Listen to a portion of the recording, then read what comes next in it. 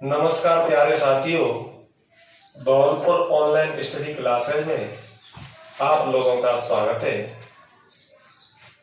आज से हम YouTube चैनल के माध्यम से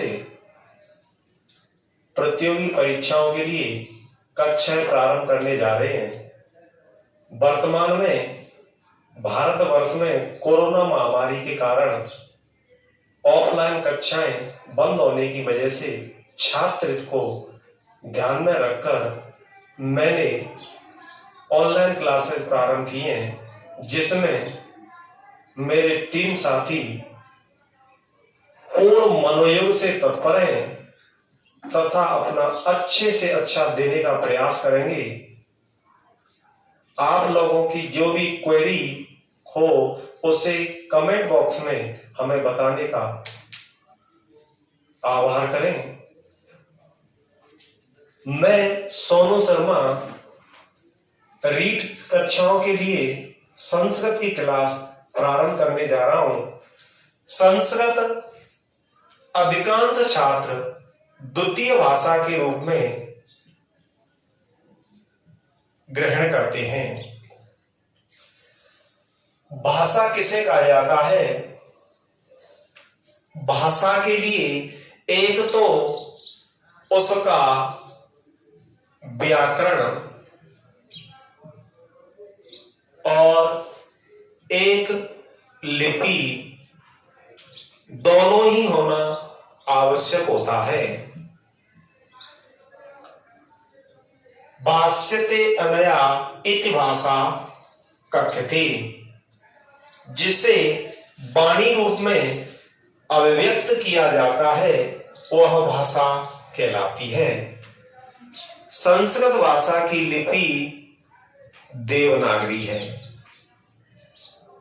और यह सबसे प्राचीन भाषा है।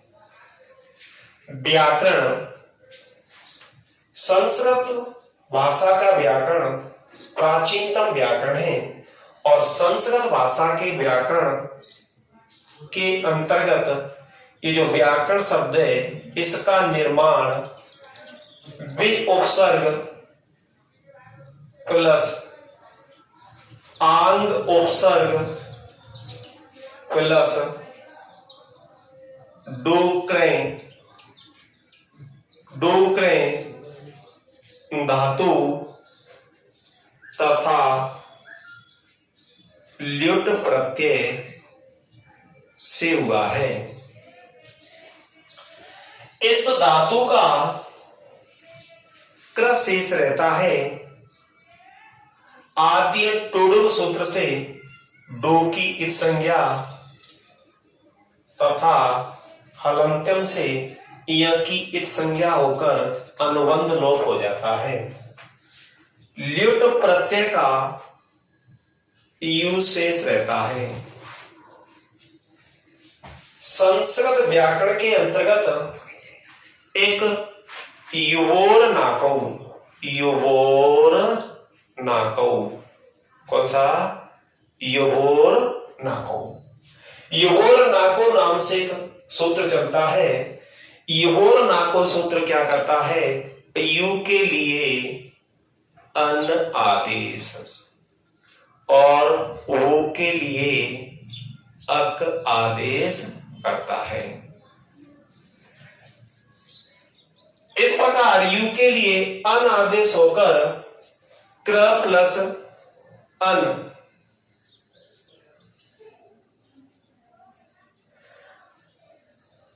हो जाता है। इसके बाद धातु की अंतिम एक वर्ण के लिए गुण आदेश होकर अंतिम एक वर्ण है धातु का ऋकार के लिए होता है गुण आदेश अर, जिससे बनता है करन। र या स के बाद न होने पर न के स्थान पर कर दिया जाता है अण और इस प्रकार बनता है कर्ण। और वे और आंग उपसर्ग दोनों को आपस में मिलाने से बनता है व्या। इस प्रकार से निष्पन्न होता है व्याकरण। कर्ण। इस प्रकार से व्याकरण शब्द की होती है निष्पत्ति। व्याकरण में बे उपसर्ग, आंग उपसर्ग, डोकरे धातु तथा ल्युट प्रत्यय, इनके माध्यम से व्याकरण शब्द का होता है निर्माण। इसके निर्माण, व्याकरण के निर्माण के बाद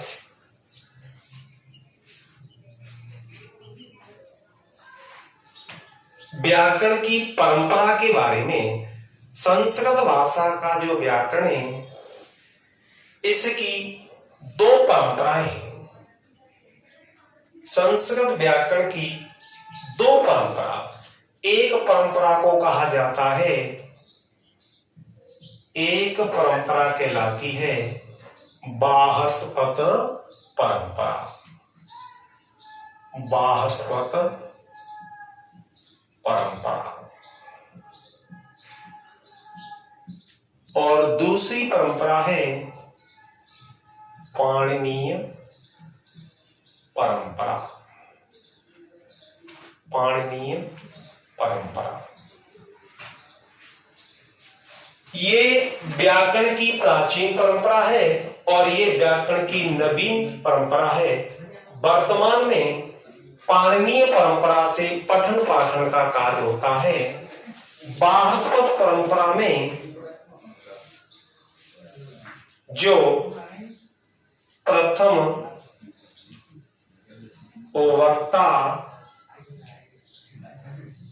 वक्ता वो है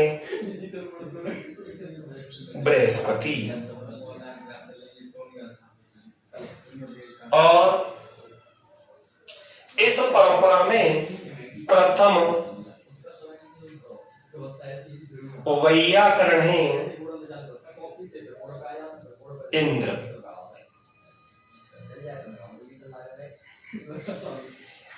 इस परंपरा के अंतर्गत सबसे पहले ब्रह्मा ने बृहस्पति को व्याकरण का ज्ञान दिया और बृहस्पति ने इंद्र इत्यादि देवताओं को दिया।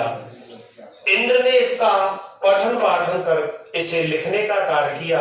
इस वजह से इंद्र ने अपना एक ग्रंथ लिखा, इंद्र व्याकरण। इस वजह से इस परंपरा का प्रथम वैयाकरण इंद्र को माना जाता है।